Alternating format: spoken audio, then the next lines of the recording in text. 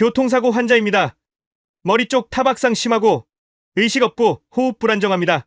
119 구급대원의 다급한 외침이 응급실을 가르며 울립니다. 저는 평소처럼 침착하게 대응하려 했지만 들것위 아이의 얼굴을 보는 순간 그대로 굳어버렸습니다. 피로 얼룩진 그 얼굴이 10년 전 세상을 떠난 제 아들의 어린 시절과 너무도 똑같았기 때문입니다. 보호자는 아직 연락 안 됩니다. 구급대원의 보고가 이어졌지만 그 말은 점점 멀어지고 저는 떨리는 손끝으로 아이의 얼굴만 바라보고 있었습니다. 말도 안 돼, 어떻게 이렇게까지 닮을 수가. 의사로서 수많은 환자를 봐왔지만 이런 감정은 처음이었습니다. 상처보다 출혈보다 더 먼저 제 눈과 가슴을 잡아당긴 건 마치 운명이 다시 제 앞에 선 듯한 기묘한 느낌이었습니다. 응급처치실 문이 닫히는 순간 저는 마음속으로 조용히 중얼거렸습니다. 아들아, 너는 왜 다시 내 앞에 나타난 거니? 그 짧은 찰나 제 머릿속은 10년 전 그날의 지옥 같던 기억과 오늘 아침의 정적, 그 모든 것이 뒤섞여 소용돌이쳤습니다. 이바구 시작 전에 구독과 좋아요 부탁드리며 끝까지 함께 해주세요. 사실 오늘 아침도 여느 때와 다르지 않았습니다. 남편이 떠나고 아들마저 가슴에 묻은 뒤 저에게 남은 건 이 넓고 차가운 집뿐이었습니다. 강남 한복판, 남들은 성공한 의사의 대저택이라 부러워하는 그 집이 제게는 거대한 무덤이나 다름없었습니다. 아침 식탁에는 오늘도 밥그릇 하나, 국그릇 하나가 덩그러니 놓여 있었습니다. 맞은편 의자는 비어 있었고 식탁 위로 떨어지는 시계 초침 소리만이 집안을 채우는 유일한 대화였습니다. 숟가락을 들다가 문득 거실벽에 걸린 아들의 사진과 눈이 마주쳤습니다. 해맑게 웃고 있는 군 입대 전의 아들. 준수야, 엄마는 오늘도 숨만 쉬고 있구나. 목구멍으로 넘어가는 밥알이 모래알처럼 까끌까끌했습니다. 더 이상 나를 필요로 하는 사람이 없는 세상에서 의사라는 직함 하나 붙들고 버티는 게 무슨 의미가 있을까? 출근길 차창 밖으로 보이는 봄꽃들이 그렇게나 잔인해 보일 수가 없었습니다. 세상은 이렇게 생명이 넘치는데 내 세상만 멈춰버린 것 같았으니까요. 그렇게 도망치듯 병원으로 왔습니다. 차라리 바쁘게 환자들을 돌보는 그 순간만이 제가 살아있음을, 아직 쓸모있는 인간임을 확인하는 유일한 시간이었으니까요. 그런데 신은 참으로 짓궂습니다. 이제 겨우 가슴에 묻고 딱딱하게 굳은 살이 박혔다 생각했는데 이렇게 예고도 없이 그 상처를 다시 후벼 파다니요. 과장님, 바이탈 잡혔습니다. CT실로 이동하겠습니다. 전공의의 외침에 퍼뜩 정신이 들었습니다. 멍하니 서 있을 때가 아니었습니다. 눈앞의 아이는 환영이 아니라 지금 당장 제 손길이 필요한 생명이었습니다. 저는 본능적으로 의사의 가면을 다시 썼습니다. 하지만 손끝의 떨림까지 감출 수는 없었습니다. 아이의 찢어진 이마를 소독하고 거즈를 대는 순간 제 시선이 아이의 귀 뒤쪽으로 미끄러졌습니다. 순간 저는 들고 있던 핀셋을 바닥에 떨어뜨릴 뻔했습니다. 이건 오른쪽 귀 뒤, 귓불 바로 아래에 있는 파탈만한 붉은 점. 그것은 제 죽은 아들 준수에게만 있던 아주 특이한 표식이었습니다. 어릴 때 제가 목욕을 시킬 때마다 우리 준수는 귀 뒤에 복점을 달고 나왔네 하며 쓰다듬어 주던 바로 그 점 말입니다. 얼굴이 닮은 건 우연일 수 있습니다. 분위기가 비슷한 것도 착각일 수 있습니다. 하지만 이 점까지 똑같을 확률이 세상에 존재할까요? 심장이 미친 듯이 방망이질 치기 시작했습니다. 의학적 상식으로는 설명할 수 없는 핏줄만이 느끼는 뜨거운 전율이 등줄기를 타고 흘러내렸습니다. 이 아이 도대체 누구란 말인가? 설마 10년 전 죽은 내 아들이 환생이라도 해서 돌아온 걸까? 아니면 내가 너무 외로워서 이제는 헛것을 보는 미치광이가 되어버린 걸까? 그때였습니다. 응급실 자동문이 거칠게 열리는 소리가 들렸습니다. 그리고 정적을 깨는 날카로운 비명소리가 들려왔습니다. 민호야, 내 새끼 어디 있어? 민호야. 한 여자가 신발도 제대로 신지 못한 채 흙투성이 맨발로 응급실 바닥을 뛰어들어오고 있었습니다. 머리카락은 땀에 젖어 얼굴에 들러붙었고 입고 있는 낡은 식당 앞치마에는 고춧가루와 물 얼룩이 잔뜩 묻어 있었습니다. 경비원들이 그녀를 막아서자 그녀는 짐승처럼 울부짖으며 바닥에 무릎을 꿇었습니다. 제발요. 제 아들이 여기 실려왔대요. 한 번만 보게 해주세요. 선생님, 제발요. 처절한 모성애. 자식을 위해서라면 펄펄 끓는 불구덩이라도 뛰어들 것 같은 저 눈빛. 저는 홀린 듯이 그녀에게 다가갔습니다. 제 인기척을 느낀 여자가 고개를 들어 저를 올려다보았습니다. 눈물 범벅이 된 그녀의 얼굴은 낯설었지만 어딘지 모르게 그늘이 깊어 보였습니다. 보호자 되십니까? 제 목소리가 형편없이 갈라져 나왔습니다. 그녀는 제 흰 가운을 생명줄처럼 꽉 움켜쥐었습니다. 그녀의 거칠고 튼 손이 제 하얀 가운에 흙 자국을 남겼지만 그걸 털어낼 생각조차 들지 않았습니다. 네. 제가 민호 엄마예요. 우리 민호 살았나요? 네. 선생님, 제발 살려만 주세요. 제가 뭐든 다 할게요. 제 목숨이라도 내놓으라면 내놓을게요. 그녀의 절규에서 저는 10년 전 제 모습을 보았습니다. 영안실 앞에서 차갑게 식어버린 아들의 시신을 붙들고 제발 눈 좀 뜨라고 나를 데려가라고 울부짖던 그날의 저를 말입니다. 동질감 그리고 알 수 없는 연민이 밀려왔습니다. 아이는 생명에 지장 없습니다. 지금 검사 들어갔으니 진정하세요. 그 말에 여자는 다리에 힘이 풀린 듯 그 자리에 주저앉아 펑펑 울기 시작했습니다. 감사합니다. 하느님 바닥에 머리를 찧어가며 오열하는 그녀를 보며 저는 다시금 처치실 쪽을 돌아보았습니다. 저 여자가 저 아이의 엄마라면, 저토록 애끓는 모정을 가진 진짜 엄마가 있다면, 그럼 아까 제가 느꼈던 그 기묘한 전율은 대체 무엇이었을까요? 단지 죽은 아들이 그리워 만들어낸 늙은 의사의 주책맞은 착각이었을까요? 하지만 의심을 거두려던 찰나 주저앉은 여자의 낡은 지갑이 바닥에 떨어지며 벌어졌습니다. 벌어진 지갑 틈새로 삐져나온 낡은 사진 한 장.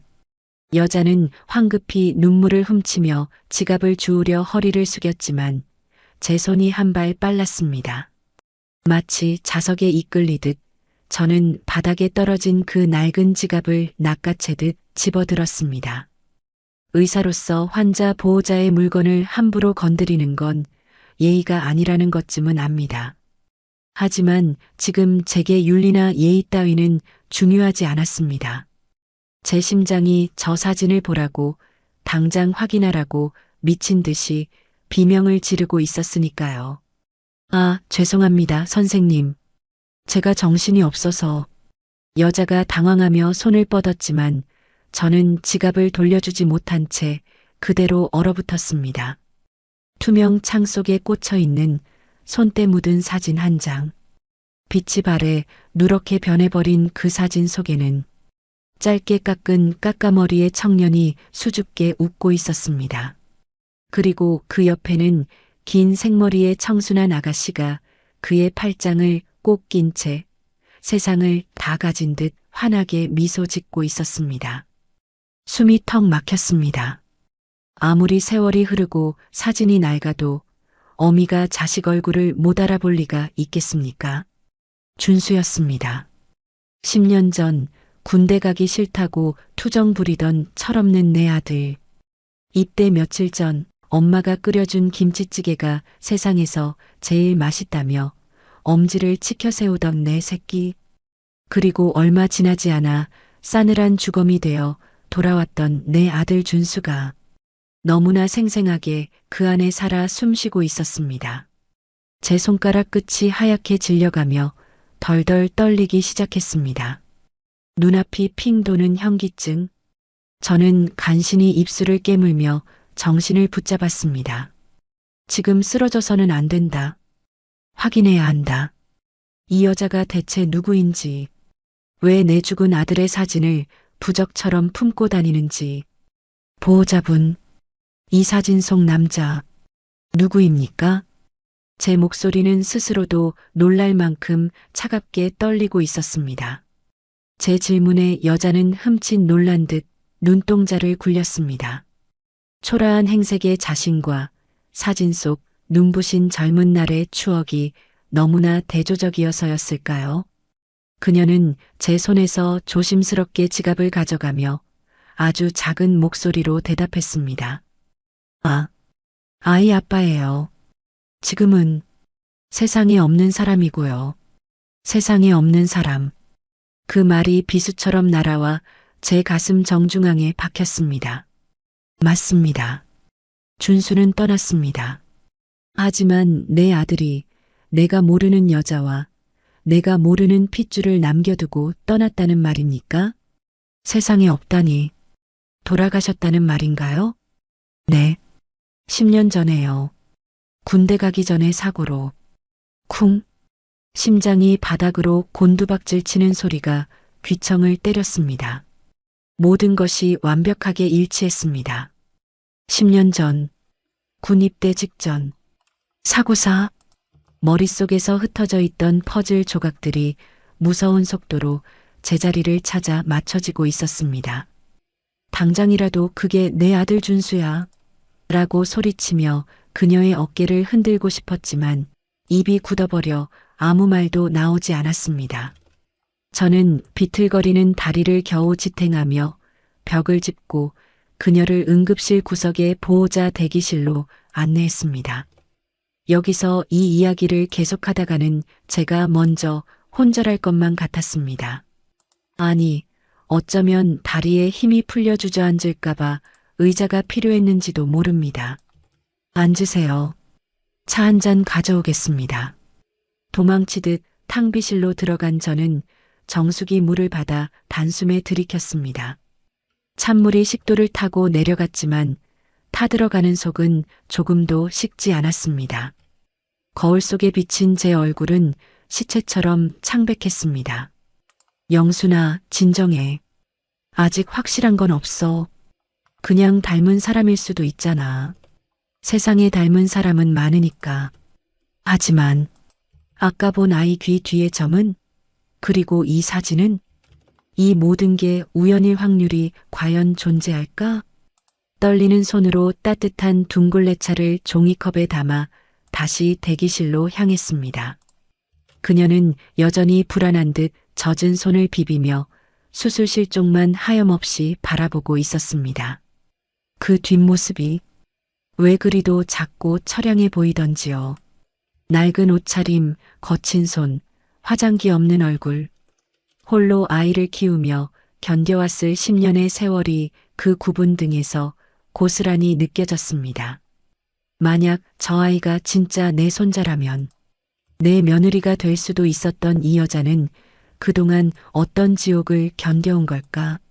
저기 선생님. 그녀가 먼저 조심스레 입을 열었습니다. 따뜻한 찻잔의 온기가 그녀의 긴장을 조금은 녹여준 모양입니다. 우리 민호, 정말 괜찮은 거죠? 머리를 많이 다친 것 같던데.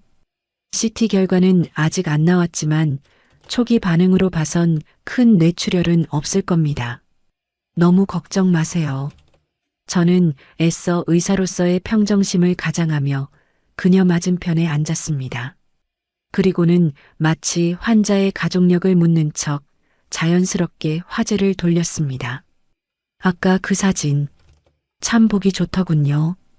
두 분이 많이 사랑하셨나 봐요. 그 말에 그녀의 창백했던 뺨 위로 옅은 홍조가 번졌습니다. 고단한 삶에 찌든 얼굴 위로 사진 속 20대 아가씨의 수줍은 미소가 잠시 겹쳐 보였습니다. 네, 정말 좋은 사람이었어요. 짧게 만났지만 제 평생의 사랑이었죠. 가진 건 없었어도 마음이 참 따뜻했던 사람인데 하느님도 무심하시지 그렇게 착한 사람을 왜 그리 빨리 데려가셨는지 그녀의 눈가에 다시 그렁그렁 물기가 차올랐습니다. 가진 건 없었다니. 준수는 대학병원장 아버지를 둔 부유한 집안의 외동아들이었습니다.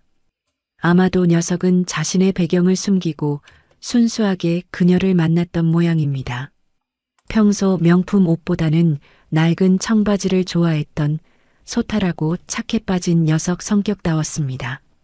그럼 아이 아빠 쪽 가족분들과는 연락 안 하십니까? 아이가 다쳤는데 알리셔야죠. 이 질문을 던지는 순간 제 심장은 터질 듯이 요동쳤습니다. 제발 연락하고 지낸다고 말하지 말아줘. 만약 다른 시부모가 있다고 한다면 이 모든 희망은 물거품이 되는 거니까. 동시에 제발 모른다고 해줘.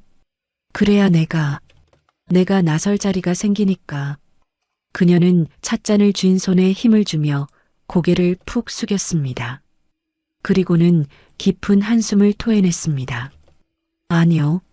그쪽 집안에서는 이 아이 존재조차 몰라요. 모른다고요? 네. 그 사람이 사고로 가고 나서 임신 사실을 알았거든요. 찾아가 보려고 했지만 장례식장 먼발치에서 그분들 우는 모습만 보고 그냥 돌아왔어요. 왜 알리지 않았습니까? 핏줄이잖아요. 그쪽 집안에서도 알 권리가. 제 목소리가 저도 모르게 날카로워졌습니다. 야속함과 원망 그리고 안타까움이 뒤섞여 터져나왔습니다. 그때 나한테 와서 말해주지. 바짓가랑이라도 붙잡고 매달리지. 그랬으면 내가 너를 그리고 우리 손자를 금지옥엽으로 키웠을 텐데. 왜 바보같이 혼자서 그 고생을 했어? 왜? 그녀는 씁쓸하게 웃으며 찻잔 속 일렁이는 물결을 바라보았습니다. 그분들 너무 슬퍼 보이셨어요. 세상이 무너진 것처럼 우시는데 저 같은 게 불쑥 나타나서 애가 졌다고 하면 혹시라도 꽃뱀 취급받거나 그 사람 명예에 흠집 낼까봐 무서웠어요. 그 사람은 저랑 사는 세상이 좀 다른 사람이었거든요. 부잣집 도련님이라는 거 나중에야 알았어요. 아, 미련한 사람. 착해서, 너무 착해서 속이 터질 만큼 미련한 사람. 자기가 힘들 건 생각 안 하고 남은 사람들 상처 입을까봐, 죽은 사람 이름 더럽힐까봐 10년을 죄인처럼 숨어 살았다니. 가슴 한구석이 묵직한 돌덩이로 내려친 듯 아려왔습니다. 요즘 세상에 이런 여자가 어디 있단 말입니까? 그때 제가 온 주머니 속 휴대폰이 윙윙거리며 진동했습니다. 영상의학과였습니다. 하지만 저는 전화를 받을 생각도 못한 채 멍하니 그녀의 정수리만 내려다보았습니다. 이제 확신할 수 있었습니다. 저 여자는 내 아들 준수가 목숨처럼 사랑했던 여자가 맞습니다. 그리고 저 안에서 치료받고 있는 아이는 내 핏줄이 확실합니다. 그때였습니다. 그녀가 지갑에서 사진을 다시 꺼내 손끝으로 얼굴을 쓸어내리며 혼잣말처럼 중얼거렸습니다. 민호 아빠 이름이 박준수거든요. 이름도 참 예쁘죠? 우리 민호가 아빠 성을 따라서 박씨예요. 박민호, 박준수. 제 입에서 기어이 신음 같은 탄식이 터져나왔습니다. 이름까지 확인 사살을 당하고 나니 더 이상 의심할 여지가 없었습니다. 다리에 힘이 풀리고 시야가 흐릿하게 번졌습니다. 10년 동안 잿빛이던 제 세상에 갑자기 너무나 강렬한 색깔들이 들이닥쳐 현기증이 날 지경이었습니다. 저는 떨리는 손을 뻗어 테이블 위에 놓인 그녀의 거친 손을 덮었습니다. 갑작스러운 스킨십에 그녀가 놀란 토끼 눈으로 저를 쳐다보았습니다. 하지만 저는 그 손을 놓을 수 없었습니다. 이 손을 놓으면 이 기적 같은 현실이 다시 꿈처럼 사라져버릴까봐 두려웠으니까요. 보호자분, 아니, 지혜씨. 네, 제 이름을 어떻게...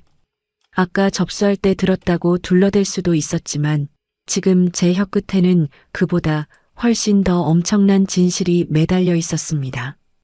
이 말을 해도 될까? 지금 하면 저 여자가 놀라서 도망가지는 않을까? 하지만 말해야 했습니다. 내 손자가 저기 누워 있는데 할미가 되어서 모른 척할 수는 없으니까요. 지금 말하지 않으면 평생 후회할 것 같았습니다. 그 사진 속 남자, 박준수 씨 말입니다. 제 눈에서 뜨거운 눈물 한 방울이 툭 하고 그녀의 손등 위로 떨어졌습니다. 그녀의 눈동자가 크게 흔들렸습니다. 그 아이가 제 아들입니다. 제 입에서 터져나온 그 한마디가 대기실의 공기를 얼어붙게 만들었습니다. 지혜 씨는 숨 쉬는 것조차 잊은 듯 멍한 눈으로 저를 응시했습니다. 마치 제가 외계어라도 한 것처럼 그녀의 눈동자는 초점을 잃고 흔들리고 있었습니다. 네, 선생님, 지금 뭐라고 하셨어요?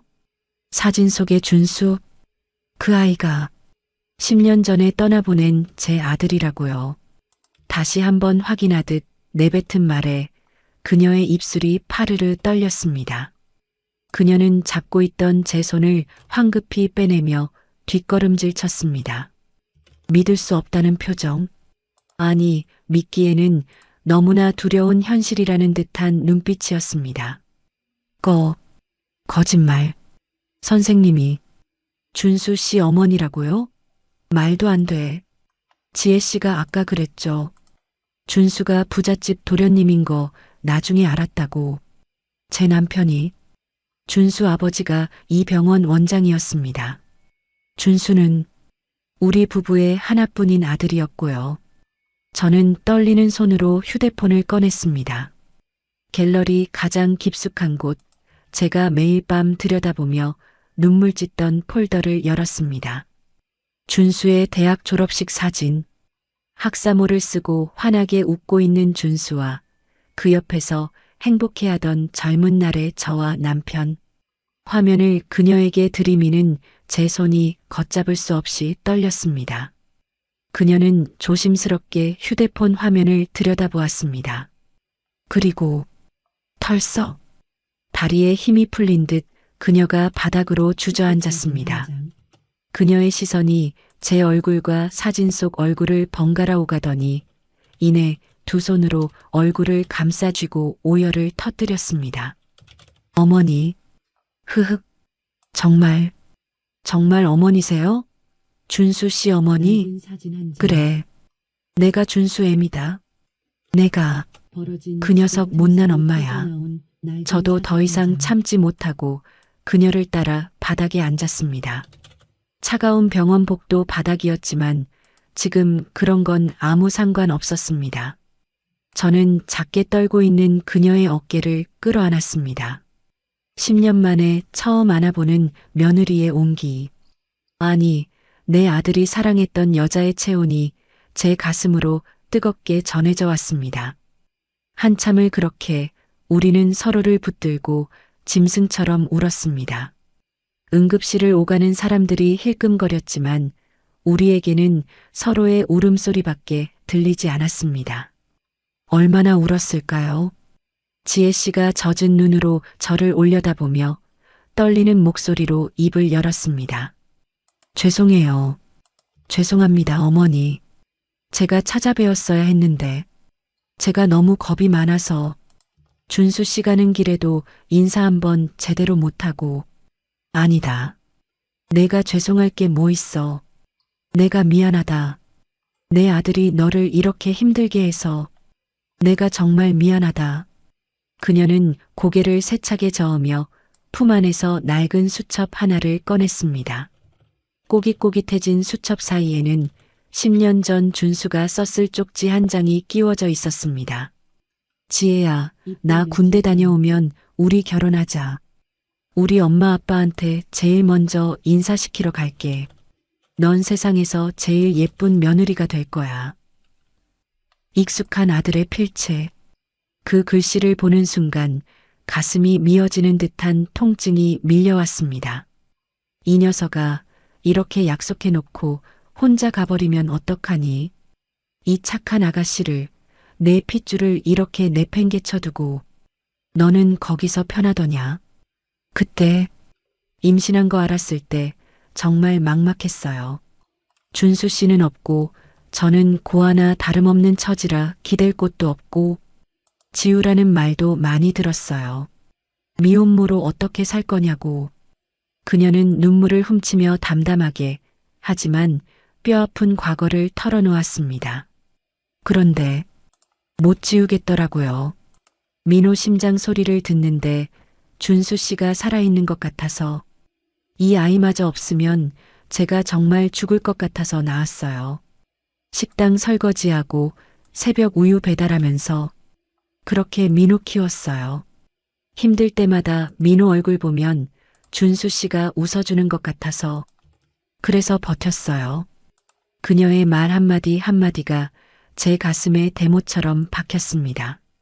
나는 10년 동안 넓은 집에서 우아하게 슬픔을 소비하며 살았는데 이 아이는 그 10년 동안 내 아들의 핏줄을 지키기 위해 그 험한 세상과 온몸으로 싸워왔구나.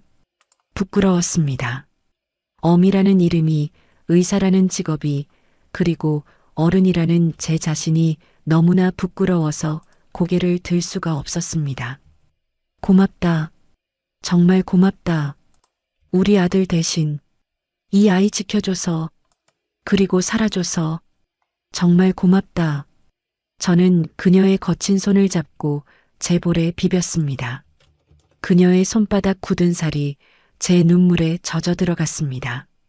그때 수술실 문이 열리고 담당 의사가 나왔습니다. 보호자분, 박민호 환자 보호자분 계십니까? 네, 여기 있어요. 지혜 씨와 저는 동시에 벌떡 일어났습니다. 우리는 서로를 마주보며 잠시 멋쩍은 듯 멈칫했지만 이내 함께 의사에게 달려갔습니다. 다행히 큰 출혈은 없습니다. 가벼운 뇌진탕 소견이고 찢어진 부위는 봉합했습니다. 오늘 하루만 경과 지켜보고 내일 퇴원하셔도 됩니다. 아, 감사합니다, 선생님. 감사합니다. 지혜 씨는 다리에 힘이 풀린 듯 안도하며 의사에게 연신 허리를 숙였습니다. 저 역시 긴장이 풀리며 깊은 안도의 한숨을 내쉬었습니다. 살았구나. 내 손자가 살았어. 일반 병실로 옮겨진 민호는 곤히 잠들어 있었습니다. 하얀 시트 위에 누운 아이의 얼굴은 영락없는 어린 시절의 준수였습니다. 저는 잠든 아이의 머리맡에 앉아 조심스럽게 아이의 손을 잡았습니다. 작고 따뜻한 손. 이 손 안에 내 아들의 피가 흐르고 있다니. 하지만 감격도 잠시, 의사로서의 이성이 차갑게 고개를 들었습니다. 심증은 확실합니다. 정황도 완벽합니다. 하지만 세상은 냉정합니다. 제가 이 아이를 제 핏줄로 인정하고 제 재산과 모든 것을 물려주려 한다면 반드시 증명이 필요합니다. 특히 제 유산을 호시탐탐 노리는 그 징글징글한 친척들 입을 다물게 하려면 말이죠. 저는 잠든 민호를 바라보다가 결심한 듯 지혜 씨를 돌아보았습니다. 그녀는 지친 기색이 역력한 얼굴로 아이 이불을 덮어주고 있었습니다. 미안했습니다. 이제 막 안도를 찾은 그녀에게 또다시 잔인한 이야기를 꺼내야 한다는 게, 하지만 순서가 틀려서는 안 됩니다. 지혜 씨, 내 어머니, 어머니. 그 호칭이 가슴을 울렸지만 저는 애써 침착한 표정을 지었습니다. 내가 염치 없는 부탁 하나만 해도 될까? 말씀하세요. 뭐든지요. 민호랑 나 유전자 검사 해보고 싶구나. 그녀의 눈이 동그랗게 커졌습니다. 혹시라도 의심하는 거냐고 화를 낼까봐 조마조마했습니다. 하지만 저는 떨리는 목소리로 진심을 담아 덧붙였습니다. 널 의심해서가 아니야. 절대 아니야. 다만 내가 이 아이를 내 손자로, 내 가족으로 세상에 당당하게 공표하려면 확실한 서류가 필요해서 그래. 나중에 딴소리 나오는 거 내가 못 견딜 것 같아서. 잠시 정적이 흘렀습니다. 병실 안에는 민호의 규칙적인 숨소리만 들려왔습니다. 그녀는 잠든 민호의 얼굴을 한번, 그리고 제 간절한 눈빛을 한번 바라보았습니다. 그리고는 옅은 미소를 지으며 고개를 끄덕였습니다. 네, 하세요, 어머니. 저도 민호한테 당당한 아빠 선물해주고 싶어요. 우리 민호, 준수 씨 아들 맞으니까요. 그녀의 당당하고 맑은 눈빛. 그 순간 저는 제 자신이 한없이 작아짐을 느꼈습니다. 그리고 동시에 확신했습니다. 이 여자는 진짜다. 그리고 이 아이는 내 목숨을 바쳐서라도 지켜야 할 내 핏줄이다. 고맙다. 내일 날 박는 대로 바로 진행하자꾸나. 병실 창으로 스며드는 새벽빛은 유난히 시렸습니다. 마치 10년 전 아들을 보내던 그날의 새벽 공기처럼 살갗을 파고드는 한기에 저도 모르게 몸을 떨었습니다. 하지만 지금 제 손에 들린 것은 차가운 유골함이 아니라 희망의 증거가 될 멸균 면봉 키트였습니다. 이 얇고 가벼운 막대기 하나가 제 남은 인생을 천국으로 끌어올릴 수도, 다시는 헤어나올 수 없는 지옥의 나락으로 떨어뜨릴 수도 있다는 사실이 도무지 비현실적으로만 느껴졌습니다. 어머니, 하셔요. 지혜 씨가 젖은 눈으로 저를 바라보며 잠든 민호의 입을 조심스럽게 벌려주었습니다. 아이는 세상 모르고 새근거리며 천사처럼 자고 있었습니다. 그 무해하고 평온한 얼굴을 보고 있자니 제 안의 불안이 조금은 잠재워지는 듯 했습니다. 저는 떨리는 손을 진정시키며 아이의 볼 안쪽을 면봉으로 아주 조심스럽게 마치 깨지기 쉬운 유리를 다루듯 문질렀습니다. 행여 아이가 깰까봐, 행여 이 꿈 같은 순간이 물거품처럼 터져버릴까봐 숨조차 크게 쉴 수 없었습니다. 제발, 제발 신이시여. 내게서 모든 걸 앗아가셨으니 이것 하나만은 허락해 주십시오. 간절한 기도를 담아 제 머리카락 5가닥까지 뽑아 봉투에 밀봉했습니다. 준수의 칫솔에서 채취해둔 DNA 샘플은 이미 제 연구실 금고에 보관되어 있으니 이제 3자 대조만 하면 끝입니다. 과학은 거짓말을 하지 않으니까요. 결과는 급행으로 돌리면 6시간 뒤에 나올 거다. 그때까지만 피가 말라도 참자. 검사실에 직접 검체를 접수하고 돌아오는 길. 복도는 여느 때처럼 차분하고 고요했지만 제 귀에는 쿵쿵거리는 심장 소리만이 천둥처럼 울리고 있었습니다. 그런데 그 고요를 깨는 날카로운 소음이 저 멀리 엘리베이터 쪽에서 들려왔습니다. 이모님, 병원 사람들한테 얘기 다 들었어요. 양복깃을 잔뜩 세우고 왁스를 잔뜩 바른 머리를 번들거리며 달려오는 남자. 제 먼 조카이자 죽은 남편이 평생 일궈온 이 병원 재단 이사 자리를 하이에나처럼 노리는 태운이었습니다. 남편 죽고 아들 죽은 뒤 제가 혹시나 전 재산을 사회에 환원이라도 할까봐 하루가 멀다고 무난 인사를 빙자한 감시 전화를 해대는 손물 중의 손물. 그의 등장만으로도 병원 공기가 탁해지는 기분이었습니다. 여기가 어디라고 뛰어다니니? 병원이다. 환자들 깬다. 아니, 지금 환자가 문제예요? 이모님이 무슨... 죽은 준수 형 아들을 찾았다면서요? 그게 무슨 귀신 신나락 까먹는 소리예요? 태훈의 눈은 탐욕과 불안으로 이글거리고 있었습니다. 그는 숨을 헐떡이며 주위를 두리번거리더니 병실 문틈으로 보이는 지혜 씨를 발견하고는 표정을 싹 바꿨습니다. 마치 더러운 벌레를 본 듯한 경멸의 눈빛. 아, 저 여자야? 저 여자가 우리 이모님 홀린 꽃뱀이야? 태훈아. 아, 너 어디서 굴러먹던 애야? 어디 감히 죽은 사람 팔아서 한미천 챙기려고 들어. 내가 쓴 시나리오. 딱 봐도 견적 나오거든. 애 하나 앞세워서 돈 좀 뜯어내려는 거 누가 모를 줄 알아?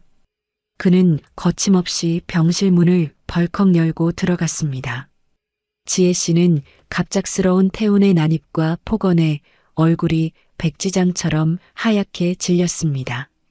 그녀는 태훈의 살기 등등한 기세에 눌려 민호의 침대 옆으로 바짝 움츠러들었습니다. 마치 새끼를 보호하려는 어미 새처럼 잠든 민호의 귀를 두 손으로 막으며 몸을 떨었습니다. 나가주세요. 아이가 깨요. 제발. 아이가 문제야 지금. 유전자 검사. 요즘 흥신소 가면 100만 원이면 친자 확인서 조작해주는 거 모를 줄 알아? 이모님 속지 마세요. 제가 아는 확실한 검사업체 따로 있으니까 당장. 10년을 혼자 숨어 살았던 이유가 바로 저런 시선 때문이었겠죠. 꽃뱀 취급, 사기꾼 취급, 기생충 취급. 그 모멸감을 견딜 수 없어서 내 아들의 명예를 지키기 위해 도망쳤던 그 여린 마음이 지금 제 눈앞에서 무참히 난도질 당하고 있었습니다. 순간 제 머릿속에서 무언가가 툭 하고 끊어지는 소리가 났습니다. 그건 이성이 끊어지는 소리가 아니었습니다. 지난 10년간 죽어있던 제 심장이 어미로서의 본능이 다시 펄떡이며 깨어나는 소리였습니다. 저는 성큼성큼 다가가 태훈의 삿대질하는 손목을 낚아챘습니다. 60대 노인의 힘이라고는 믿기지 않을 만큼 분노가 실린 강한 악력이었습니다. 아, 이모, 왜 이러세요? 이거 안 나요? 내 며느리다. 낮지만 서늘한 제 목소리에 병실 안의 공기가 싸늘하게 식었습니다. 태훈이 고통으로 일그러진 얼굴로 저를 쳐다보았습니다. 네, 뭐라고요? 내 며느리고 내 손자야. 내 형수한테 그따위 막말 한 번만 더 짓거리면 그땐 이모고 뭐고 국물도 없을 줄 알아라. 제 눈에서는 파란 불꽃이 일고 있었습니다. 평소 우아하고 점잖기만 하던 그저 돈 많고 외로운 늙은이로만 저를 알던 태우는 흠칫 놀라 뒷걸음질 쳤습니다. 아니, 이모. 아직 결과도 안 나왔는데 벌써부터 이러시면. 결과? 그따위 종이 쪼가리가 중요하니? 내 눈이 확인했고 내 심장이 확인했어. 내가 감히 내 핏줄을 모욕해? 당장 꺼져. 내 병원에서 내 눈앞에서 당장 사라져. 저는 있는 힘껏 태훈을 문 밖으로 밀쳐버렸습니다. 그의 덩치가 맥없이 튕겨져 나갔습니다. 그리고 쾅 소리가 나게 문을 닫아버렸습니다. 복도에서 이모님, 진짜 후회하실 거예요. 라고 고래고래 소리치는 태훈의 목소리가 들렸지만 저는 들은 척도 하지 않았습니다. 뒤를 돌아보니 지혜 씨가 믿기지 않는다는 표정으로 저를 보고 있었습니다. 그녀의 큰 눈에서 참았던 굵은 눈물방울이 툭툭 떨어져 내렸습니다. 어머니, 미안하다. 내가 진작 널 찾아서 보호해줬어야 했는데 늙은 내가 힘이 없어서 널 이런 꼴 당하게 했구나. 저런 놈들 말 한 귀로 듣고 한 귀로 흘려라. 누가 뭐래도 넌 내 며느리야. 내가 다 막아줄게. 저는 떨고 있는 그녀를 와락 끌어안았습니다. 제 품에서 그녀가 소리 없이 하지만 격렬하게 흐느꼈습니다. 그녀의 마른 등이 제 손끝에서 안쓰럽게 떨려왔습니다. 그때였습니다. 제가 온 주머니 속 휴대폰이 요란하게 진동했습니다. 검사실장이었습니다. 예상보다 빠른 연락. 심장이 목구멍까지 튀어나올 것만 같았습니다. 여보세요. 네, 과장님. 특급으로 돌려서 결과 지금 막 나왔습니다. 수화기 넘어 들려오는 실장의 목소리 뒤로 제 심장 박동 소리가 초침 소리처럼 째깍거렸습니다. 1초가 1년 같았습니다. 말해봐요. 친자 확률 99%입니다. 오차 범위 없습니다. 준수님 아드님 확실합니다. 축하드립니다, 과장님. 다리에 힘이 풀려 그 자리에 주저앉을 뻔했습니다. 눈앞이 하얘지면서 아무런 소리도 들리지 않았습니다. 아, 감사합니다. 감사합니다, 신이시여. 저를 버리지 않으셨군요. 제 기도를 외면하지 않으셨군요. 저는 전화를 끊고 젖은 눈으로 지혜 씨와 민호를 바라보았습니다. 제 표정을 읽은 걸까요? 지혜 씨가 입을 틀어막고 오열하기 시작했습니다. 맞대. 우리 민호. 준수 아들이 맞대. 흐엉. 준수 씨. 들었어? 당신 아들 맞대. 나 거짓말쟁이 아니래. 흑흑. 저는 비틀거리며 침대맡으로 다가가 잠든 민호의 이마에 입을 맞췄습니다. 뜨거운 눈물이 아이의 뺨 위로 떨어졌습니다. 이제 세상이 뒤집혀도 상관없습니다. 저 밖에서 태훈이 같은 하이에나들이 아무리 짖어대도 제 유산을 노리는 늑대들이 득실거려도 상관없습니다. 이제 나에게는 지켜야 할 진짜 내 가족, 내 핏줄이 생겼으니까요. 그날 밤 저는 변호사에게 전화를 걸었습니다. 태훈이가 다시는 얼씬도 못하게 접근금지 가처분을 신청하고 유언장을 다시 작성하기 위해서였습니다. 제 목소리는 그 어느 때보다 단호하고 차가웠습니다. 김 변호사, 지금 당장 서류 준비해. 내 전 재산은 내 며느리 이지혜와 내 손자 박민호에게 상속한다. 토시 하나라도 틀리면 안 돼. 그리고 태훈이 놈 한 번만 더 병원에 얼씬거리면 그때는 법적 대응 불사한다고 전해. 응급실 창밖으로 보이는 도시의 불빛이 오늘따라 유난히 따뜻하고 찬란해 보였습니다. 마치 준수가 하늘에서 보내주는 응원의 불빛 같았습니다. 준수야, 보고 있니? 내가 남기고 간 이 소중한 보물들. 이 엄마가 목숨 걸고 지킬게.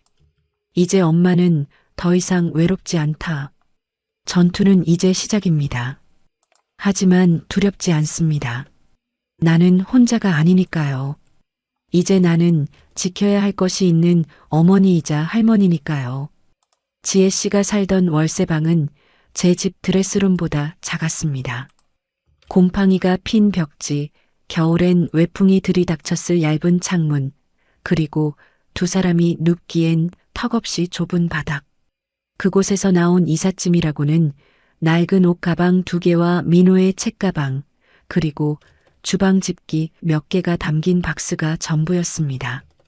10년의 세월이 고작 승용차 트렁크 하나에 다 들어간다는 사실에 저는 또 한 번 가슴이 아려왔습니다. 네, 어머니. 필요한 건 그때그때 사서 썼고 이사 다니기 편하게 짐을 안 늘렸거든요. 지혜 씨는 부끄러운 듯 고개를 숙였지만 저는 그녀의 손을 꼭 잡았습니다. 그녀의 거친 손마디가 그동안 얼마나 치열하게 살아왔는지를 말해주고 있었습니다. 이제 이사 다닐 일 없다. 다시는 짐 쌀 일 없게 해줄게. 제 차 뒷좌석에 민호를 태우고 조수석에 지혜 씨를 태웠습니다. 평소엔 적막하기만 했던 차 안이 두 사람의 숨소리로 채워지니 이제야 비로소 사람 사는 차 같았습니다. 백미러로 힐끔거리며 신기한 듯 창밖을 구경하는 민호와 눈이 마주쳤습니다. 녀석, 눈이 마주치자 배시시 웃는데 영락없는 준수였습니다. 심장이 몽글몽글해지는 기분. 이게 행복이구나 싶었습니다. 차가 제 집, 아니 우리 집 정문으로 들어서자 지혜 씨와 민호의 눈이 휘둥그레졌습니다. 높은 담장, 잘 가꿔진 정원, 그리고 웅장한 2층 양옥집.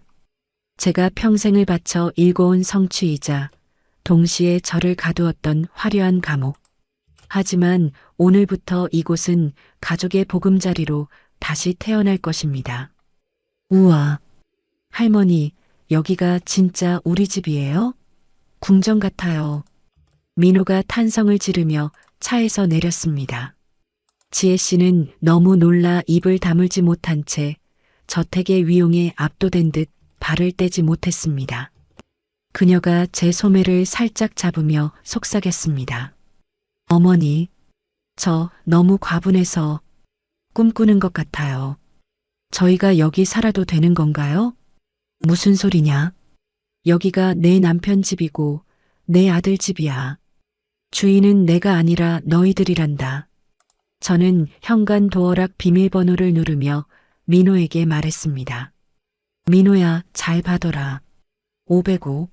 내 아빠 생일이란다. 이제 내가 이 문을 열고 들어오면 돼.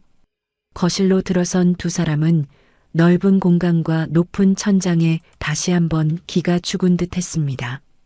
지혜 씨는 푹신한 소파에 앉는 것조차 조심스러워했고, 민호는 반짝이는 샹들리에 아래서 눈만 깜빡거렸습니다. 너무 갑작스러운 변화가 오히려 불편할 수도 있겠다 싶어 저는 서둘러 2층으로 그들을 이끌었습니다. 자, 따라오렴. 보여줄 게 있어. 2층 복도 끝, 지난 10년간 제가 매일 청소하며 먼지 한 톨 없이 관리해온 방. 방문을 열자 시간이 멈춘 듯한 풍경이 펼쳐졌습니다. 준수가 쓰던 침대, 책상, 벽에 붙은 록 밴드 포스터, 그리고 책장에 꽂힌 수많은 책들. 주인은 없었지만 주인의 숨결은 그대로 남아있는 방이었습니다. 여기가 내 아빠 방이었어. 어릴 때부터 대학 갈 때까지 쓰던 방이야. 지혜 씨는 입을 막고 눈시울을 붉혔습니다.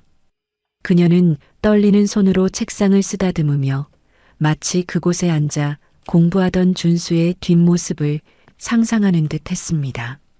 민호는 신기한 듯 방 안을 조심조심 돌아다녔습니다.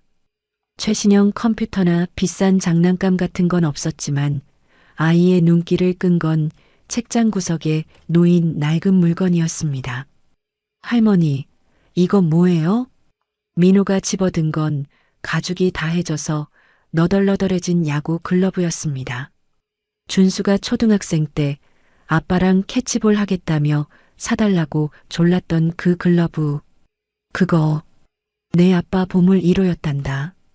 아빠가 어릴 때 야구 선수가 꿈이었거든. 우와, 저도 야구 좋아하는데 친구들이랑 맨날 야구하는데 내 글러브는 다 찢어졌거든요. 이거 제가 써도 돼요? 비싼 게임기도 아니고 고작 낡은 글러브 하나에 저렇게 눈을 반짝이다니. 역시 핏줄은 못 속이나 봅니다. 저는 민호의 머리를 쓰다듬으며 고개를 끄덕였습니다. 그럼 다 내 거야. 이 방도 저 침대도 이 글러브도 전부 다 내 아빠가 넣어주려고 남겨놓은 거란다. 신난다. 엄마, 나 이 방 쓸래. 여기서 잘래. 민호가 침대 위로 뛰어들며 환호성을 질렀습니다. 그 모습을 보는 지혜 씨의 눈에서 기어이 눈물이 터졌습니다. 슬픔의 눈물이 아닌 벅찬 감동과 안도의 눈물. 저 역시 코끝이 찡해져 고개를 돌렸습니다. 준수야, 보고 있니? 내 아들이 내 방에서 뛰놀고 있어. 저녁 식사 시간. 그동안 저 혼자 쓰던 6인용 식탁에 처음으로 세 사람이 둘러앉았습니다. 가사 도우미 아주머니가 10년 만에 이렇게 푸짐하게 차려보는 건 처음이라며 신나서 내온 불고기, 잡채, 생선구이. 늘 적막했던 식탁 위로 수저 달그락거리는 소리와 민호의 제잘거리는 소리가 음악처럼 흘렀습니다. 많이 먹어라, 아가. 그동안 고생 많았지? 감사합니다, 어머니. 정말 너무 맛있어요. 지혜 씨는 밥을 먹으면서도 자꾸만 제 눈치를 봤습니다. 혹시라도 밥알을 흘릴까, 국물을 튈까 조심하는 모습이 안쓰러웠습니다. 저는 짐짓 엄한 척하며 고기 반찬을 그녀 밥그릇 위에 얹어주었습니다. 눈치 보지 말고 팍팍 먹어. 살 좀 쪄야겠다. 우리 민호 키우려면 엄마가 튼튼해야지. 네, 네. 그제야 지혜 씨가 활짝 웃으며 밥을 크게 떠서 입에 넣었습니다. 볼이 미어지도록 먹는 그 모습이 어찌나 예쁘던지. 저는 밥을 안 먹어도 배부르다는 옛말이 무슨 뜻인지 예순이 되어서야 처음 알았습니다. 식사가 끝나고 민호는 제 방으로 올라가고 지혜 씨는 설거지를 돕겠다며 부엌으로 갔습니다.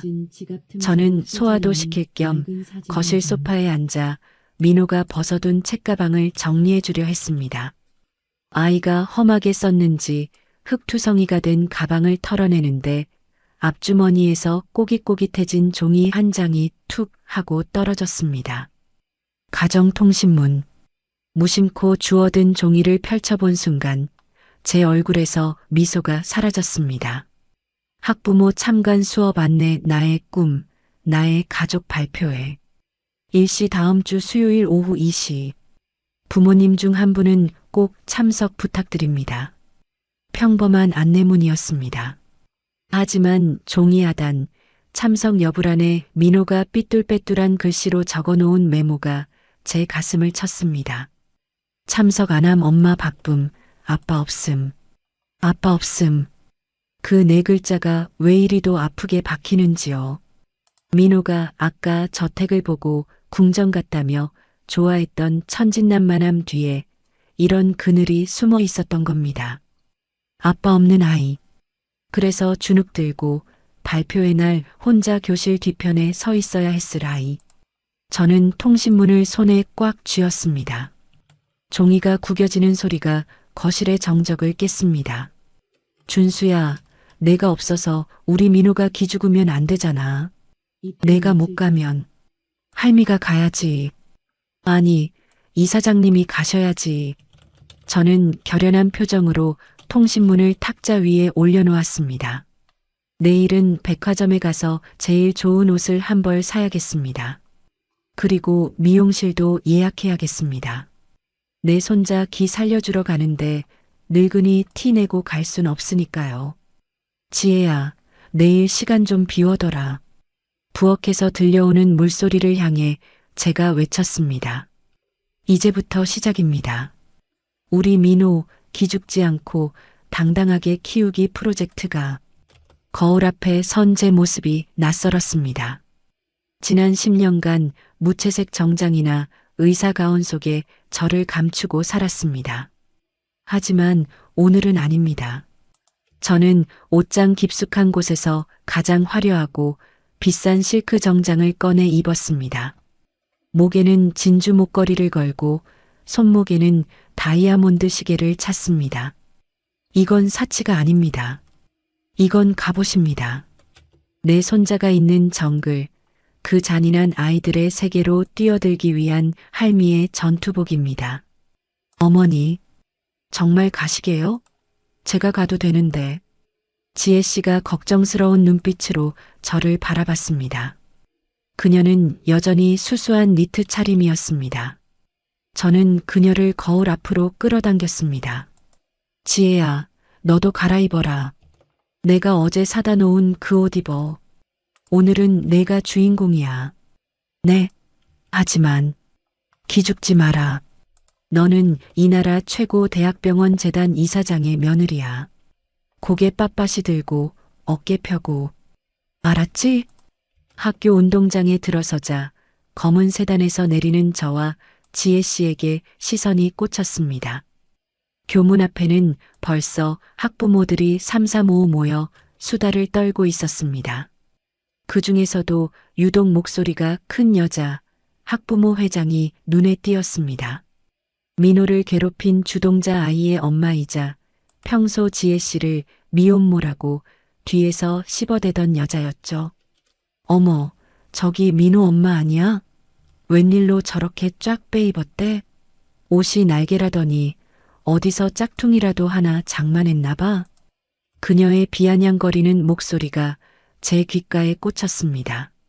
지혜 씨가 흠칫하며 고개를 숙이려 했지만 제가 그녀의 팔짱을 꽉 꼈습니다. 숙이지 마. 내가 죄 지은 거 없어. 저는 또각또각 구두 소리를 울리며 학부모 회장 앞으로 걸어갔습니다.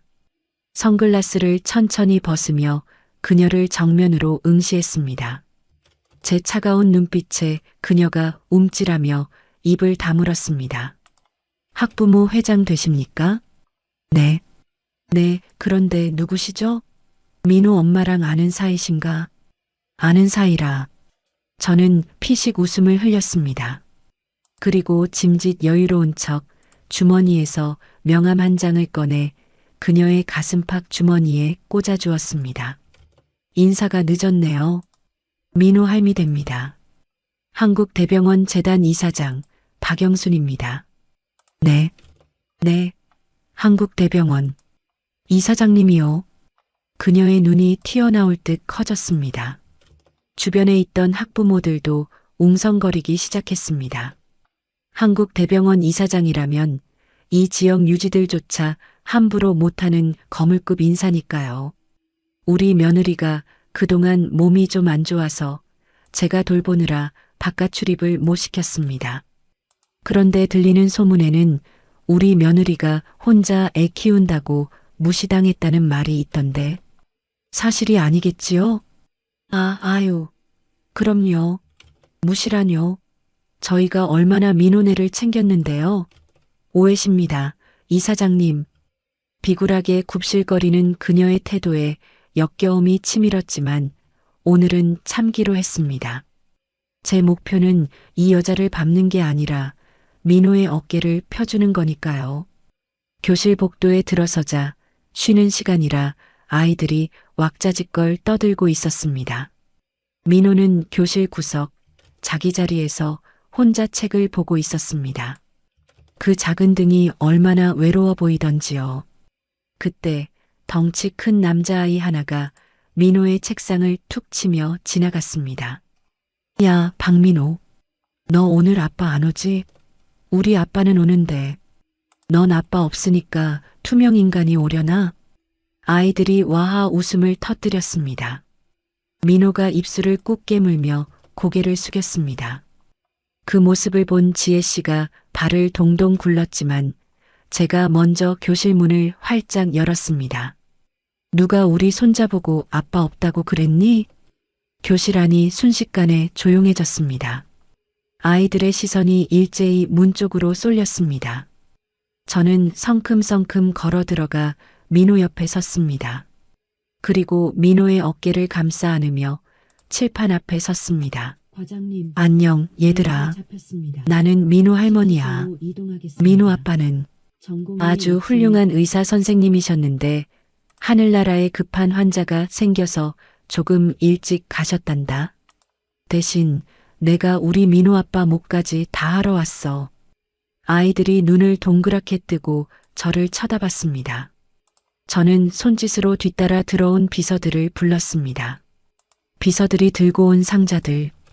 그 안에는 최신형 태블릿 PC가 반 아이들 수만큼 들어 있었습니다. 이건 우리 민호가 친구들한테 주는 선물이야. 앞으로 우리 민호랑 사이좋게 지내달라는 뇌물이랄까? 우와, 대박.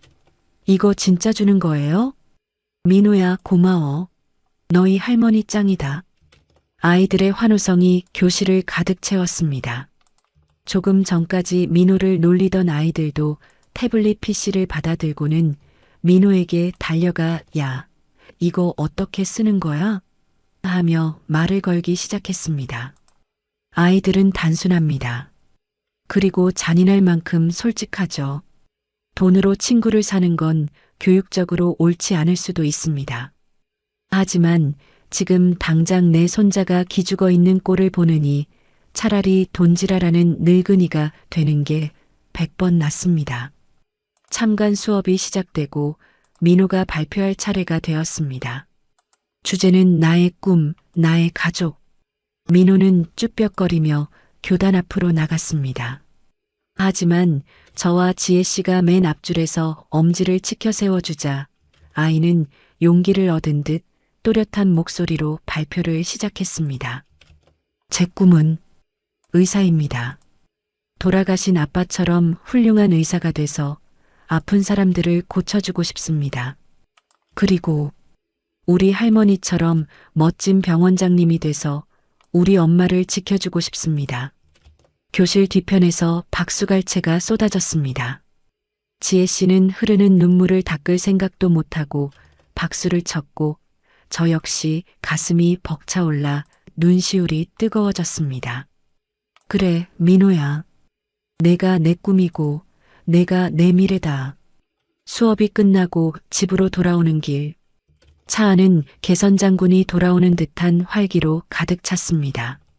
민호는 태블릿 PC 받은 친구들 이야기를 하느라 신이 났고 지혜 씨도 한결 밝아진 얼굴로 맞장구를 쳤습니다.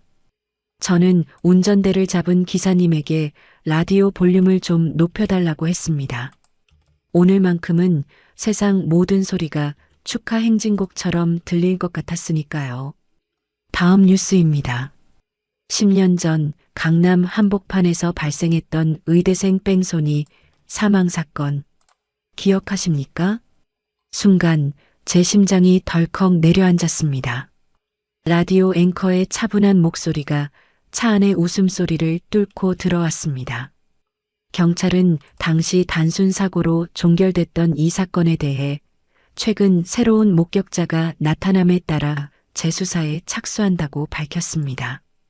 피해자는 당시 K대 병원장 아들 박모 씨로 밝혀져 라디오 앵커의 무미건조한 목소리가 차 안을 냉기리로 가득 채웠습니다. 방금 전까지 민호의 태블릿 PC 자랑으로 왁자지껄했던 차 안은 마치 누군가 찬물을 끼얹은 듯 싸늘하게 식어버렸습니다. 운전석의 기사님도 눈치를 보며 백미러로 저를 힐끔거렸고 옆자리의 지혜 씨는 입술을 파르르 떨며 제 손을 꽉 움켜쥐었습니다. 어머니, 이게 무슨... 쉿. 저는 짧고 단호하게 그녀의 말을 끊었습니다. 앞자리에 앉은 민호가 영문을 몰라 뒤를 돌아보려 했기 때문입니다. 민호에게 이 끔찍한 이야기를 들려줄 수는 없었습니다. 이제 막 아빠가 훌륭한 의사였다고 자랑스러워하게 된 아이에게 아빠의 죽음에 검은 의혹이 있다는 사실은 너무나 잔인한 독이 될 테니까요. 김 기사 라디오 꺼요. 네. 네. 알겠습니다. 이사장님. 정막 속의 차가 저택 현관 앞에 멈춰 섰습니다. 저는 민호에게 최대한 밝은 미소를 지어 보였습니다. 민호야, 아까 그 선물들 친구들이 좋아했지? 얼른 들어가서 도우미 아주머니한테 자랑하렴. 할머니랑 엄마는 아빠 방 좀 정리하고 들어갈게. 네. 할머니 최고. 민호가 차에서 내려 집 안으로 뛰어들어가는 것을 확인한 뒤에야 저는 참고 있던 숨을 몰아쉬었습니다. 다리에 힘이 풀려 차 문을 잡고 간신히 서 있었습니다. 지혜 씨가 창백한 얼굴로 저를 부축했습니다. 어머니, 방금 그 뉴스, 준수 씨 사고 말하는 거 맞죠? 재수사라니요? 그럼 그게 단순 사고가 아니었다는 말인가요? 집에 들어가서 얘기하자. 여긴 보는 눈이 많아. 저는 지혜 씨를 데리고 곧장 2층 서재로 올라갔습니다. 문을 걸어 잠그고 커튼까지 친 뒤에야 저는 떨리는 목소리로 입을 열었습니다. 지혜야, 너 혹시 10년 전 그날 뭔가 이상한 거 못 느꼈니? 준수가 너 만나러 오던 길이었잖아. 통화했을 때 무슨 말 없었어? 그때 너무 경황이 없어서 준수 씨가 지금 가고 있다고만 하고 끊었는데, 그녀의 눈동자가 심하게 흔들렸습니다. 뭔가 기억난 듯 입을 틀어막았습니다. 왜 그러니? 뭐 생각나는 거라도 있어? 그때 전화가 끊어지기 직전에 준수 씨가 뭐라고 소리를 쳤던 것 같아요. 너무 시끄러운 소음 때문에 잘 안 들렸는데 형이라고 했던 것 같기도 하고. 형? 준수는 외동아들이었습니다. 형이라고 부를 사람은 사촌 형제들 뿐. 순간 제 머릿속을 스치고 지나가는 얼굴이 있었습니다. 오늘 아침 제가 학교에 가느라 비운 병원 이사장실을 제 집 안방처럼 드나들던 놈. 제 아들이 죽고 나서 가장 큰 이득을 본 유일한 사람. 조카 태훈. 설마 태훈이 내가. 소름이 돋아 팔에 닭살이 돋았습니다. 만약 그게 사실이라면 나는 지난 10년 동안 내 아들을 죽인 살인마를 옆에 끼고 조카님 하며 살았던 꼴이 됩니다. 속에서 뜨거운 것이 치밀어 올랐지만 저는 입술을 꾹 깨물어 삼켰습니다. 지금 흥분해서 날뛰면 안 됩니다. 놈은 교활합니다. 심증만으로는 절대 잡을 수 없습니다.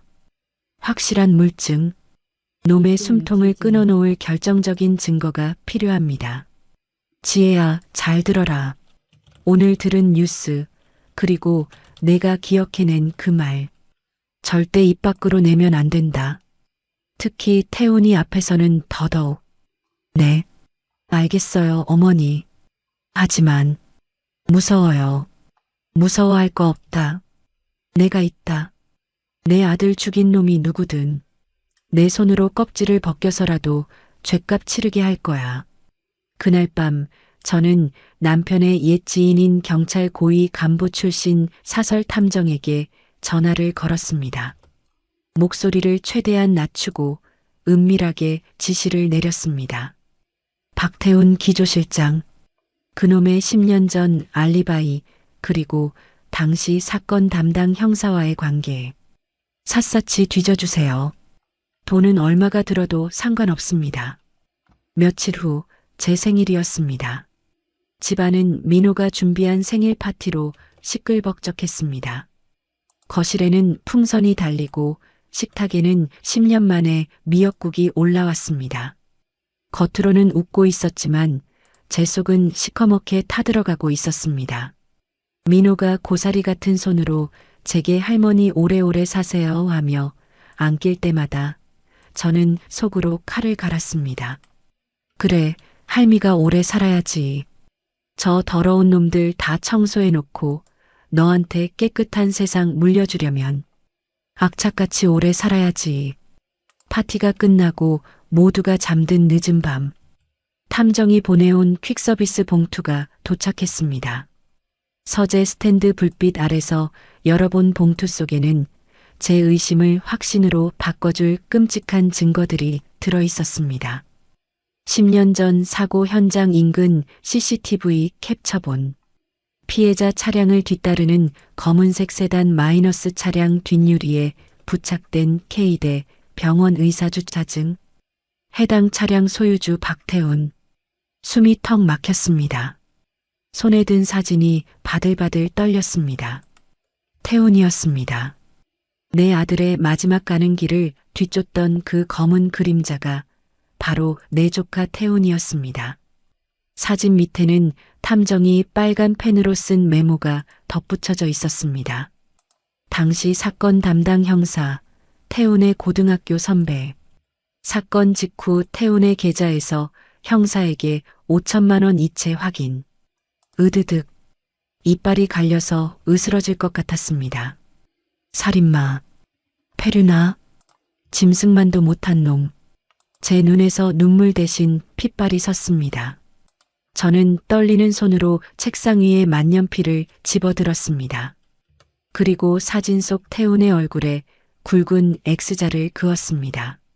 내일 아침 긴급 이사회가 열릴 것입니다. 그 자리가 바로 내 제삿날이 될 것이다. 박태훈. 똑똑. 그때 서재 문이 조심스럽게 열렸습니다. 지혜였습니다. 그녀는 따뜻한 우유 한 잔을 들고 걱정스러운 눈으로 저를 보고 있었습니다. 어머니, 안 주무세요? 불이 켜져 있어서. 저는 황급히 사진을 서류 파일 덮개로 가렸습니다. 아직은 안 됩니다. 내일 아침 완벽한 덫을 놓을 때까지는 저 아이에게도 비밀로 해야 합니다. 잠이 안 와서 업무 좀 보고 있었다. 들어오너라. 어머니, 얼굴색이 너무 안 좋으세요. 무슨 일 있으신 거죠? 그녀의 촉을 속일 수는 없었나 봅니다. 저는 한숨을 내쉬며 그녀가 건넨 따뜻한 우유 잔을 받아들었습니다. 그리고 그녀의 손을 잡았습니다. 지혜야, 내일 아침에 민호 학교 데려다 주고 나면 병원으로 좀 와라. 내가 꼭 봐야 할 게 있어. 네, 병원에요? 그래. 10년 동안 우리가 잃어버렸던 거 내일 다 찾을 거다. 그러니 마음 단단히 먹고 와라. 그녀는 영문을 모르겠다는 표정이었지만 제 결연한 눈빛을 보고는 고개를 끄덕였습니다. 창밖에는 비가 내리기 시작했습니다. 10년 전 그날처럼 세상을 적시는 차가운 봄비. 하지만 내일 내릴 비는 다를 것입니다. 그 비는 세상의 더러운 것들을 씻겨내리는 정화의 비가 될 테니까요. 준수야, 보고 있니? 엄마가 이제 사냥을 시작한다.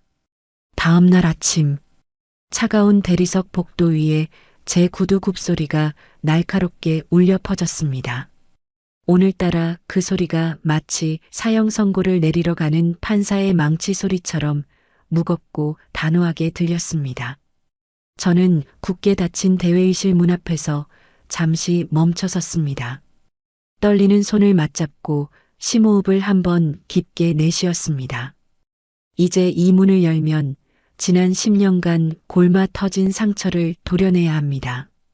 피가 철철 흐르고 살점이 뜯겨나가는 고통이 따르겠지만 저는 해야만 합니다.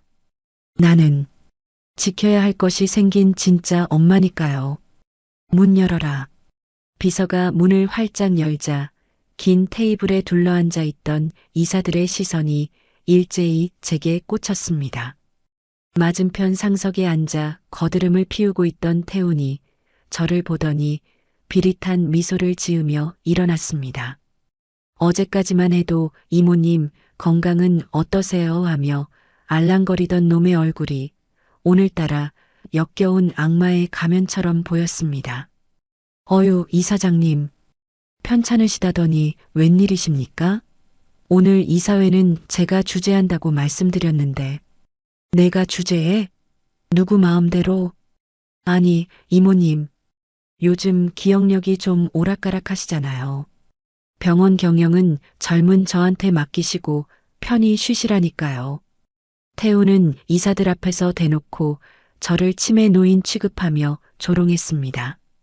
이사들 사이에서 킥킥거리는 웃음소리가 새어나왔습니다. 이미 놈에게 매수된 자들이겠죠. 하지만 저는 눈 하나 깜짝하지 않고 제자리에 앉았습니다.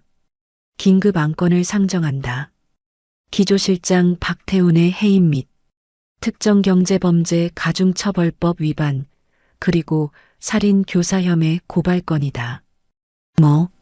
뭐라고요? 태훈의 얼굴에서 웃음기가 싹 사라졌습니다. 살인 교사라는 단어에 이사들이 웅성거리기 시작했습니다. 태훈은 얼굴을 붉히며 책상을 쾅 내리쳤습니다. 이모님, 지금 제정신입니까? 해임이라니요. 제가 이 병원을 위해 얼마나 헌신했는데.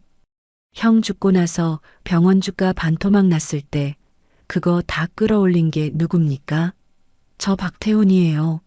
그런데 이제 와서 늙은이가 노망이 나서 헛소리를 해? 헌신? 헌신짝처럼 내 아들을 버리고 그 자리를 꿰찬 게 헌신이니? 제 차가운 일갈에 회의실이 찬물을 끼얹은 듯 조용해졌습니다. 저는 탐정이 밤새 조사해 온 두툼한 서류 봉투를 테이블 위에 던졌습니다. 그리고 비서에게 눈짓을 보냈습니다. 회의실 조명이 꺼지고 빈 프로젝터 화면 가득 10년 전 그날의 사진이 띄워졌습니다. 10년 전 사고 현장 CCTV 캡처본. 사고 차량 뒤를 바짝 쫓고 있는 검은색 세단.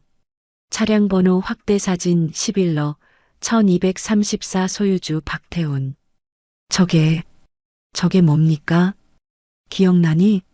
10년 전 준수가 죽던 날. 내 차가 사고 현장에 있었더구나. 그것도 아주 가까이에. 이건 조작입니다. 제 차라는 증거 있어요? 검은색 세단이 한두 대입니까? 그럴 줄 알고 하나 더 준비했다. 화면이 바뀌고 이번에는 복잡한 숫자들이 나열된 엑셀표가 떴습니다.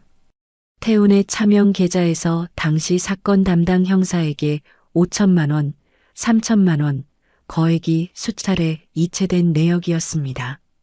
날짜는 사고 발생 직후 일주일 동안 집중되어 있었습니다. 담당 형사가 내 고등학교 선배더구나. 단순 뺑소니로 덮어주는 대가로 얼마나 쥐어줬니? 1억? 2억? 내 아들 목숨값이 고작 그 정도였어? 태우는 식은땀을 비오듯 흘리며 뒷걸음질 쳤습니다. 하지만 놈은 끝까지 발악했습니다. 궁지에 몰린 쥐가 고양이를 무는 법이니까요. 증거 있냐고요? 돈 빌려준 게 죄입니까? 차가 거기 있었다는 게 살인 증거가 돼요? 내가 죽이라고 시켰다는 녹음이라도 있어요? 없잖아. 이모님이 소설 쓰시는 거잖아. 증거, 여기 있습니다. 그때 굳게 닫혀있던 회의실 문이 열리고 맑고 또렷한 목소리가 들려왔습니다. 지혜 씨였습니다. 초라한 옷차림의 미혼모가 아닌 단정하고 기품 있는 정장 차림의 지혜 씨가 당당하게 걸어 들어왔습니다. 그녀의 등장은 누구도 예상치 못한 반전이었습니다.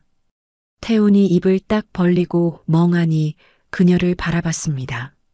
내가 여길 어떻게... 어머니가 부르셨어요. 당신 죄 내 손으로 밝히라고. 지혜 씨는 품에서 낡고 깨진 구형 폴더폰 하나를 꺼냈습니다. 10년 전 사고 현장에서 유일하게 회수된 준수의 유품.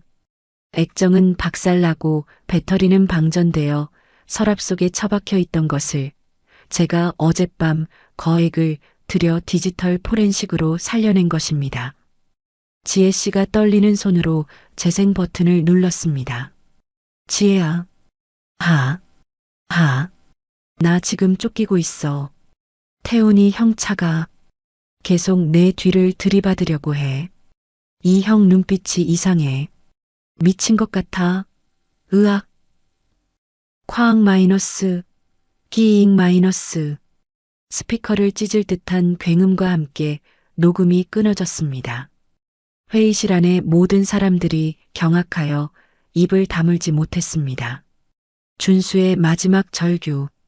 그 처절한 목소리가 10년의 세월을 뛰어넘어 살인마의 심장을 정조준했습니다. 으악. 아니야. 난 그냥 겁만 주려고 했어. 병원 경영권 포기하라고 겁만 주려고 했는데 지가 운전 못해서 들이박은 거라고. 난 안 죽였어.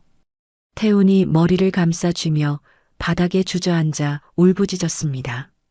스스로 자백을 해버린 꼴이었습니다. 제가 미리 대기시켜둔 경찰들이 회의실로 들이닥쳤습니다. 수갑이 채워지는 순간에도 태훈은 저를 노려보며 악을 썼습니다. 이모도 공범이야. 준수 죽고 나서 병원 주가 올랐잖아. 이모도 내심 바랐던 거 아니야? 성가신 아들 없어지니까 편했잖아. 그래서 10년 동안 모른 척했던 거잖아. 그의 마지막 독설에 제 가슴이 철렁 내려앉았습니다. 어쩌면 놈의 말이 맞을지도 모릅니다. 아들이 죽고 난 뒤 슬픔을 핑계로 병원 일은 놈에게 떠넘기고 도망쳐버린 나의 방관. 그것이 놈을 괴물로 키웠고 진실을 10년이나 묻히게 만들었으니까요. 저는 태훈의 눈을 똑바로 바라보며 차갑게 하지만 뼈아프게 대꾸했습니다. 그래, 내 말이 맞다. 내가 널 괴물로 키웠어. 그래서 내가 결자해지하는 거다. 널 죽이고 나도 죽는 심정으로 내 썩은 살을 도려내는 거야. 잘 가라, 박태훈. 지옥에서 준수 만나거든 무릎 꿇고 빌어라. 물론 걔가 널 용서해 줄 리 없겠지만. 태훈이 끌려나가고 회의실에는 무거운 정적만이 감돌았습니다. 지혜 씨가 다가와 떨고 있는 제 어깨를 감싸 안았습니다. 저는 그제야 참았던 숨을 토해내며 의자에 깊숙이 몸을 묻었습니다. 끝났습니다. 길고 길었던 10년의 악몽이 드디어 끝났습니다. 며칠 후, 봄 햇살이 따스하게 내리쬐는 공원묘지. 준수의 10주기이자 진실이 밝혀진 후 처음 맞는 기일입니다. 저는 하얀 국화꽃 한 다발을 준수의 비석 앞에 내려놓았습니다. 그 옆에는 지혜 씨가 가져온 노란 풀이지어 꽃다발이 놓였습니다. 준수가 생전에 제일 좋아했던 꽃이죠. 봄바람에 흔들리는 노란 꽃잎들이 마치 준수의 미소처럼 보였습니다. 준수야, 엄마 왔다. 비석에 새겨진 아들의 사진을 손수건으로 정성스레 닦아냈습니다. 차가운 돌의 감촉이 오늘따라 따뜻하게 느껴졌습니다. 많이 늦어서 미안하다. 내 억울함 풀어주는데 10년이나 걸렸어. 이 못난 어미를 용서해라. 엄마가 너무 늦게 알았어. 눈물이 핑 돌았지만 꾹 참았습니다. 오늘은 울지 않기로 약속했으니까요. 옆에 서 있던 민호가 제 주름진 손을 꼭 잡으며 말했습니다. 할머니, 울지 마세요. 아빠가 하늘에서 보고 웃을 거예요. 나쁜 아저씨도 잡혀갔잖아요. 이제 아빠 안 아파요. 그래, 우리 민호 말이 맞다. 이제 아빠 편히 쉴 거야. 지혜 씨가 비석을 어루만지며 속삭였습니다. 그녀의 눈에서도 맑은 눈물이 흘러내렸습니다. 준수 씨, 보고 있어? 우리 민호 당신 닮아서 얼마나 씩씩한지 몰라. 그리고 어머니가 나 진짜 딸처럼 챙겨주셔. 당신이 보내준 선물인가 봐. 고마워. 나 이제 당신 없어도 안 올 거야. 당신 목까지 씩씩하게 잘 살게. 사랑해. 살랑. 어디선가 기분 좋은 봄바람이 불어와 우리 세 사람의 머리칼을 부드럽게 흩트려 놓았습니다. 마치 준수가 우리 머리를 쓰다듬어 주는 것 같았습니다. 저는 고개를 들어 하늘을 올려다보았습니다. 구름 한 점 없는 파란 하늘이 눈 시리게 아름다웠습니다. 아들아, 걱정 마라. 내가 남기고 간 이 소중한 인연들, 이 엄마가 목숨 걸고 지킬 테니까. 이제 그곳에서는 아프지 말고 무거운 짐 다 내려놓고 편히 쉬어라. 나중에, 아주 나중에 엄마가 갈 때까지 우리는 서로의 손을 꼭 잡고 묘지를 내려오는 길을 천천히 걸었습니다. 제 왼쪽에는 며느리 지혜가, 오른쪽에는 손자 민호가 있었습니다. 10년 동안 시리도록 차갑고 텅 비어 있던 제 양손이 이제야 따뜻한 온기로 꽉 채워졌습니다. 더 이상 제 인생은 춥지 않을 것입니다. 이 아이들의 체온이 제 남은 생을 데워줄 테니까요. 할머니, 우리 내려가서 맛있는 거 먹으러 가요. 저 탕수육 먹고 싶어요. 그래, 먹자. 우리 손자가 먹고 싶다는데 탕수육이 아니라 탕수육 할아버지라도 사줘야지. 어머니, 너무 오냐오냐 하시면 버릇 나빠져요. 괜찮다. 내 새끼 내가 예뻐하는데 누가 뭐라 그래. 하하호. 우리의 웃음소리가 봄바람을 타고 멀리 멀리 퍼져나갔습니다. 저 멀리 언덕 위에서 준수가 환하게 웃으며 우리를 향해 손을 흔들어주는 것만 같았습니다. 안녕, 내 아들. 그리고 안녕, 나의 새로운 가족. 오늘의 이바구는 여기까지입니다. 끝까지 함께 해주셔서 감사드리며 구독과 좋아요 눌러주시면 놀라운 인생 사연들을 누구보다 먼저 무료로 만나보실 수 있습니다.